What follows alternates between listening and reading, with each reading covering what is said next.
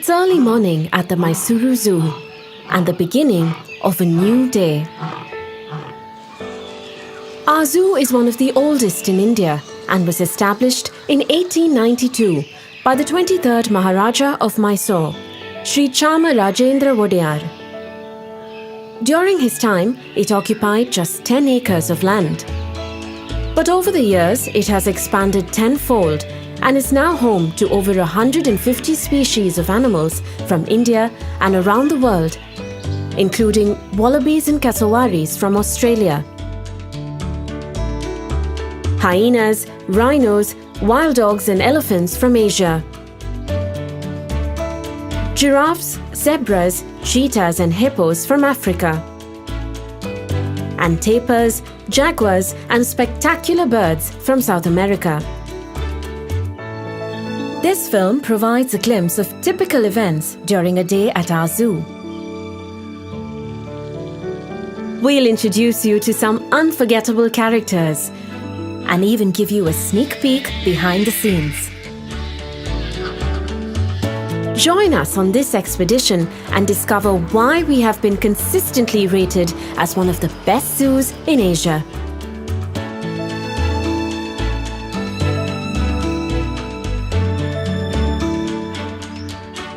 Our zoo is not just renowned for its diverse animal collection, but also for its stately gardens.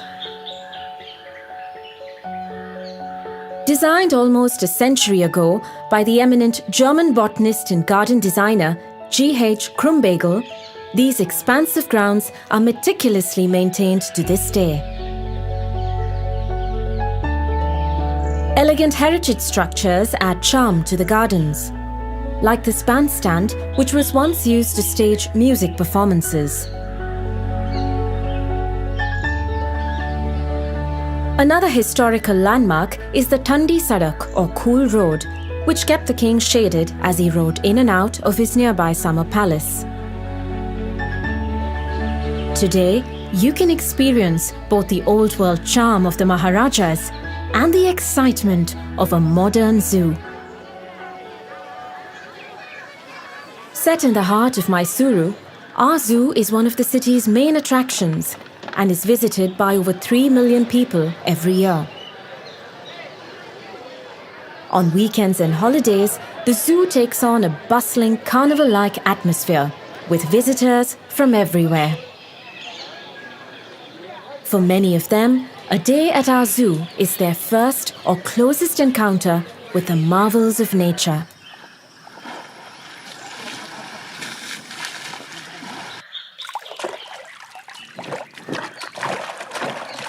Among the most popular animals in our zoo are the big cats. The glass frontage of our cheetah and leopard enclosures provides an amazing viewing experience.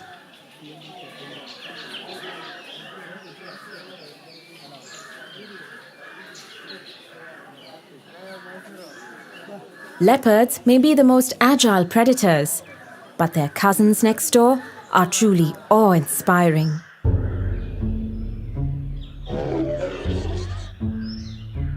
This handsome fellow is Prithvi. Like most of the tigers in our zoo today, he was born to Manya, our white tigress. Manya herself was born at our zoo in 2005 and has produced many cubs over the years. So far, all of them have been normal-colored tigers. One fact that you may not be aware of is that, unlike in the old days, zoos in India are no longer permitted to capture animals from the wild for exhibition. So to ensure that we always have a variety of animals, we depend on exchange programs with other zoos, as well as captive breeding. Animals born and raised in captivity are well adjusted to zoo life and thrive when provided proper care. This includes spacious enclosures enriched with features that simulate natural habitats.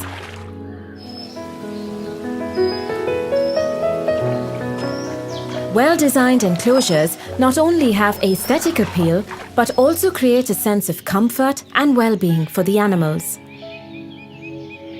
This rock in his enclosure is a habitual vantage point for Darshan, our own Lion King.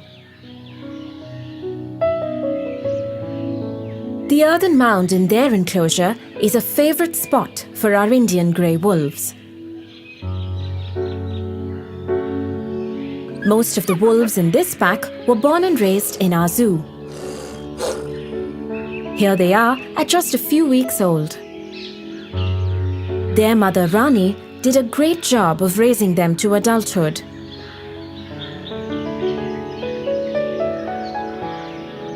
Across from the wolves are the dholes, which are also known as Asiatic wild dogs. They are smaller than wolves and have a shorter snout.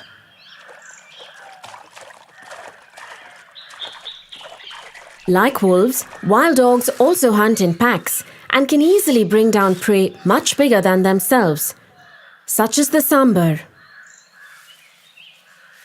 Sambar are fairly common and widely distributed in India's forests. They are the largest deer in Asia, and a stag can weigh 350 kilos or more.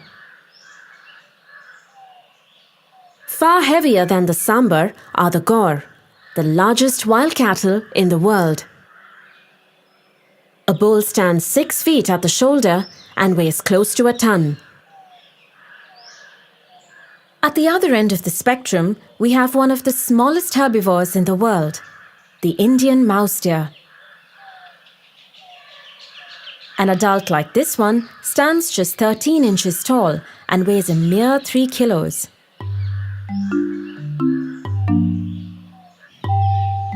Towering over all our other animals are the tallest mammals in the world.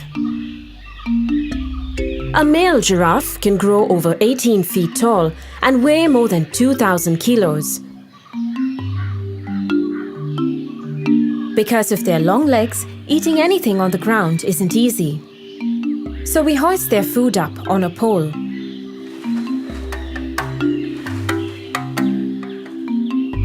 A giraffe can extend its tongue by as much as 18 inches. This enables it to pluck leaves high up in the canopy. Most of the giraffes in our collection were born here and continue to breed well. At over 4 tons, the heaviest animal in our zoo is Rambo, our African elephant. Rambo is rarely seen without his faithful sidekick, a yellow-billed egret. The elephant's dung attracts insects, which the egret is quick to snap up.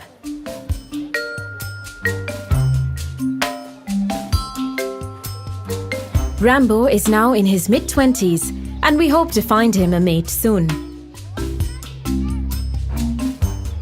Next to Rambo's enclosure is our herd of Asian elephants.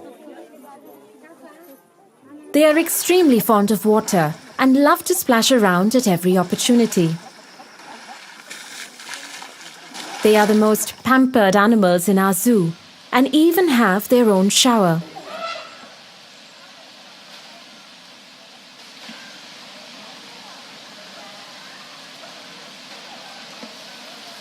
Elephants have enormous appetites and must be fed throughout the day.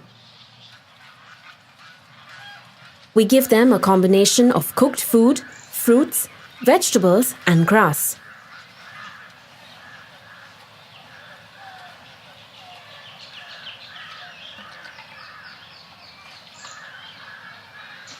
Keeping our animals well-fed and healthy is our top priority, and it's quite an exercise.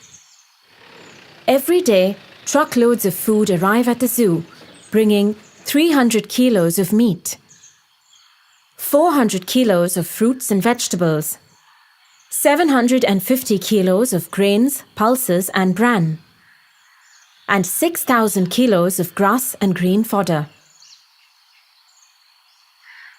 Only the freshest and best grade of food is fed to our animals, and all items are subjected to stringent quality checks. Our kitchen staff prepares the right type of food for each species.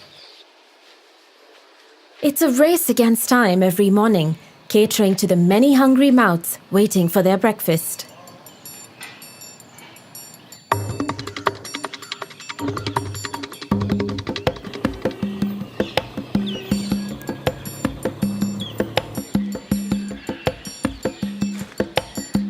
Irrespective of holidays, bad weather, earthquakes or riots, food has to be delivered several times a day to the enclosures.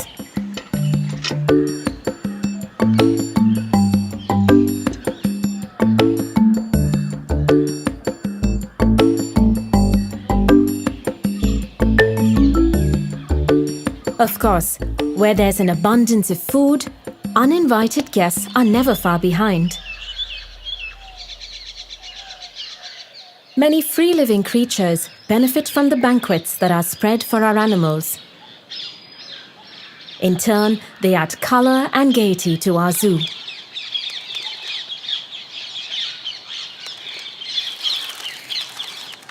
Some of our birds and animals need special food. These scarlet ibis get their bright coloring from the beta-carotene in the food they eat. So to keep them looking beautiful, we include shrimp and grated carrots in their diet. We also breed and raise mealworms because some animals need insects in their diet at least a couple of times a week, like this African bat-eared fox.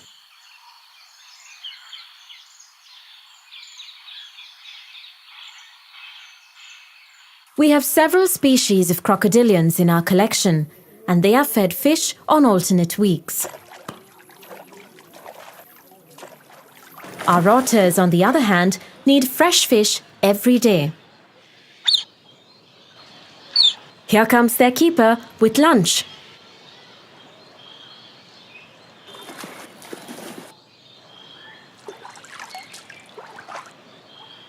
Visitors to our zoo might regard the animals they see as just specimens. But to us, each one is a distinct individual with its own personality. Mason, one of our chimpanzees, likes to wave at his admirers like a music conductor. Abi, one of our Asian elephants, loves to make his own straw hat. He'll put it on and take it off several times a day.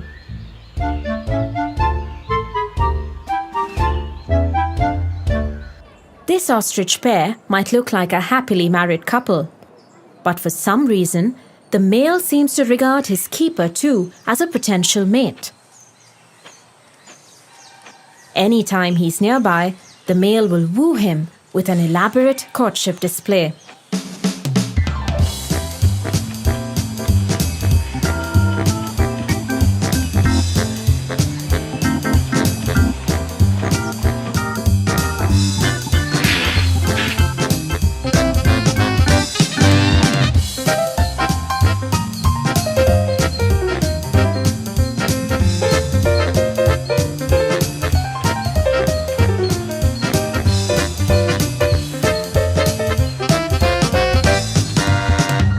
Our sloth bears, Ganesha and Durgi, also have distinct personalities. They were raised together as cubs and are very attached to each other. Ganesha is the adventurous one and is always getting up to some mischief. His mate Durgi, on the other hand, likes to take it easy.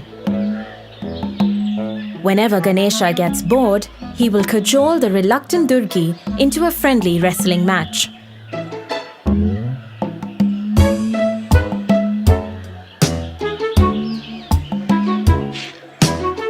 It's all in good fun and no one gets hurt.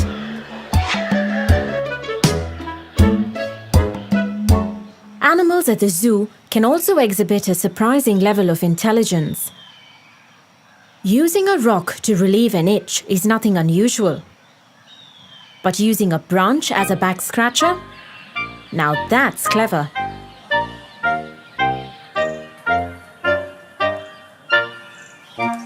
When his keeper enters the enclosure every morning, Krishna, the hippo, will literally demand a mouthwash.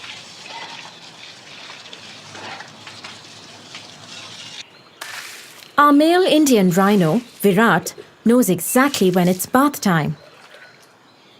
He will walk to the bathing area without any prompting and won't leave until he's received a thorough wash.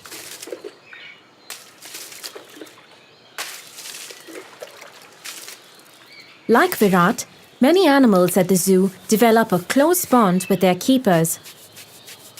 But don't be fooled. Only their keeper can get this close. Zoo animals can be very dangerous, and the rest of us must always stay behind the railings. However, if you would like a closer bond with our animals, you can participate in our adoption program and sponsor the upkeep of any of our animals.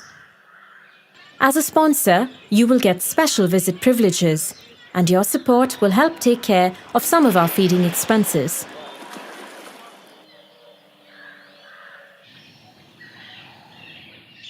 When you see healthy and happy animals at our zoo, it's thanks to the elaborate management protocols we have in place, which are implemented by a staff of nearly 300 people. You may not notice them, but they are everywhere, quietly doing their jobs.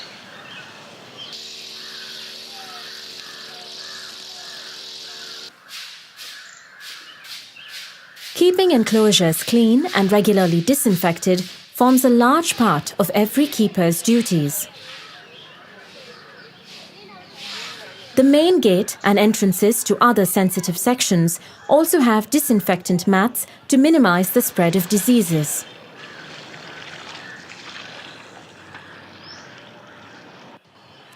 Preventive medicine, too, is a crucial aspect of our animal healthcare routine. Today, our veterinary team is preparing to vaccinate the giraffes against foot and mouth disease. The syringe is loaded into a special gun and then fired into the animal's rump.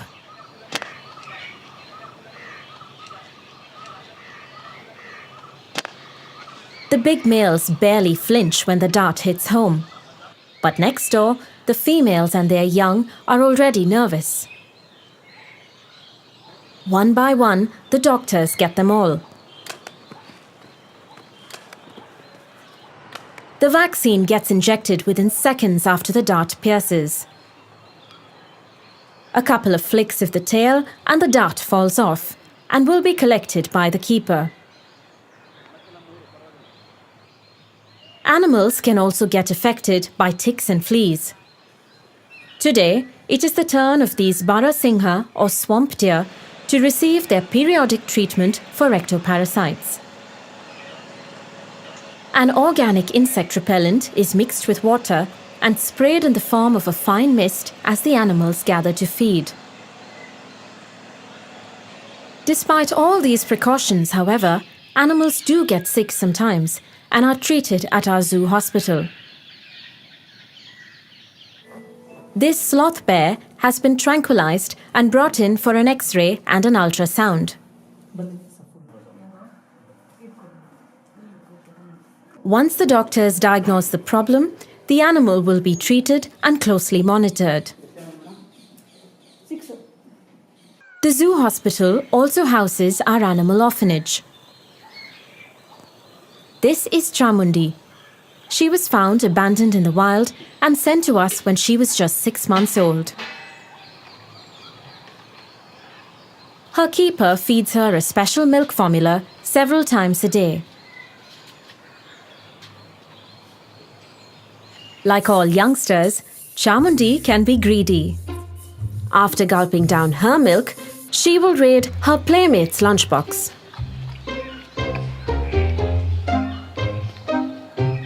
The Gaur calf must eat quickly before Chamundi finishes everything.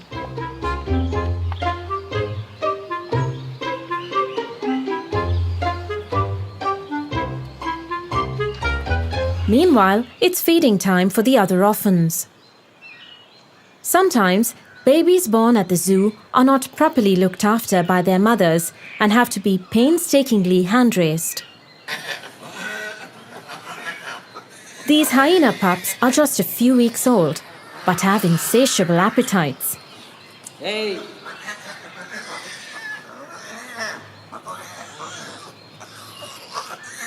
They are absolute rowdies and can be quite quarrelsome at feeding time.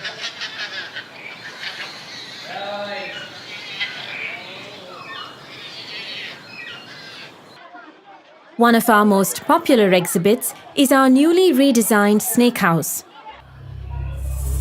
Here, you can come face to face with the heaviest snake in the world, the green anaconda from South America, or the longest venomous snake, Asia's king cobra. A male like this one can grow to 18 feet in length and raise nearly 1/3 of its body off the ground. Our walk-in aviaries are also popular as they allow visitors to stroll among the birds. The star attractions in this aviary are the black swans.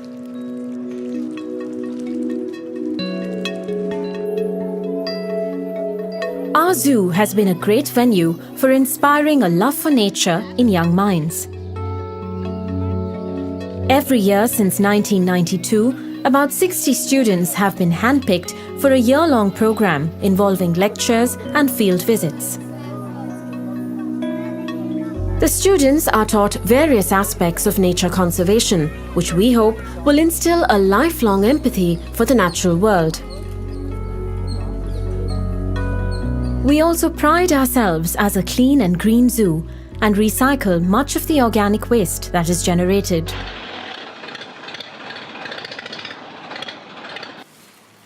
Mega herbivores like rhinos, hippos, and elephants eat vast quantities of food.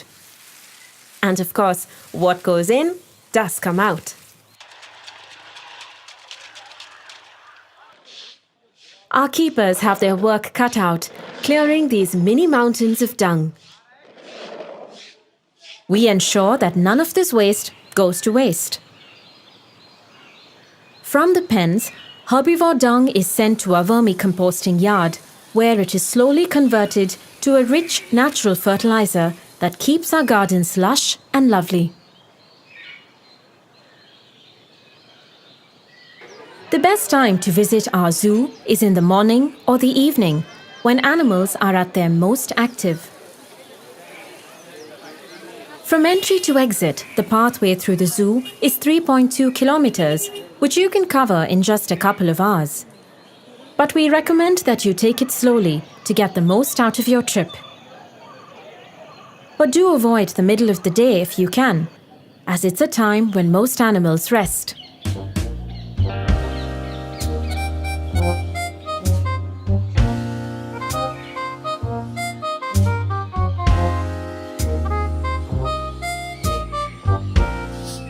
While most visitors come to our zoo to see animals, we also have a great variety of trees from all over the world.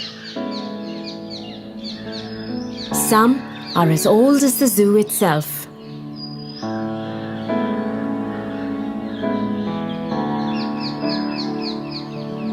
For over a century, these grounds with their magnificent trees and animals have been an important part of Mysuru's rich heritage.